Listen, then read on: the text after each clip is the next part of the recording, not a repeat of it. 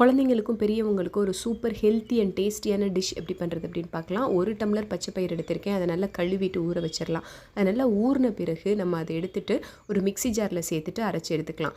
ரொம்ப பேஸ்ட்டாக அரைக்க வேண்டாம், கொஞ்சம் கொரன்னு அரைச்சி எடுத்துட்டு தேவையான அளவு தண்ணி சேர்த்து அரைச்சி எடுத்துட்டு அது கூட 1/4 டீஸ்பூன் ஜீரகம், 1/2 டீஸ்பூன் மிளகுத்தூள், தேவையான அளவு உப்பு, 2 டீஸ்பூன் கடலை மாவு எல்லாத்தையும் சேர்த்துட்டு கொஞ்சமாக தண்ணி சேர்த்துட்டு அடை மாவு பதத்துக்கு நம்ம அப்படியே ரெடி பண்ணி எடுத்துட்டு இந்த மாதிரி ஒரு பேன் அடுப்பில் வச்சுட்டு கொஞ்சமாக ஆயில் சேர்த்துட்டு ஒரு 2 கரண்டி மோந்து இந்த மாதிரி ஒரு பிரெட் சைஸுக்கு நம்ம அப்படியே ஸ்கொயர் ஷேப்பில் ஊற்றி எடுத்துக்கலாம். 2 பக்கமும் திருப்பி நல்லா வேக வச்சு எடுத்து வச்சிடலாம். தோசைக்கல்லில் சுட்டு எடுத்தோம்னாலும் நல்லா வரும். இப்போ அதே தோசைக்கல்லில் 1 டீஸ்பூன் பட்டர் சேர்த்துட்டு நான் ஒரு பிரெட்டு சேர்த்துருக்கேன். அடுத்து கொஞ்சம் டொமேட்டோ கெச்சப், கொஞ்சம் ஹர்ப்ஸ் எல்லாம் இருந்தால் மேலே சேர்த்துட்டு அது கூட சீஸ் இல்லைன்னா பன்னீரை நம்ம துருவி சேர்த்துட்டு நம்ம ஏற்கனவே சுட்டு வச்சுருக்க அந்த பச்சை பயிர் பீஸையும் இது மேலே சேர்த்துட்டு அப்படியே 2 பக்கமும் திருப்பி எடுத்துட்டு அப்படியே கட் பண்ணி அது கூட மயானேஸ் இல்லைன்னா டொமேட்டோ கெச்சப் சேர்த்து சர்வ் பண்ணோன்னா குட்டீஸ்லேருந்து பெரியவங்க வரைக்கும் விரும்பி சாப்பிடுவாங்க.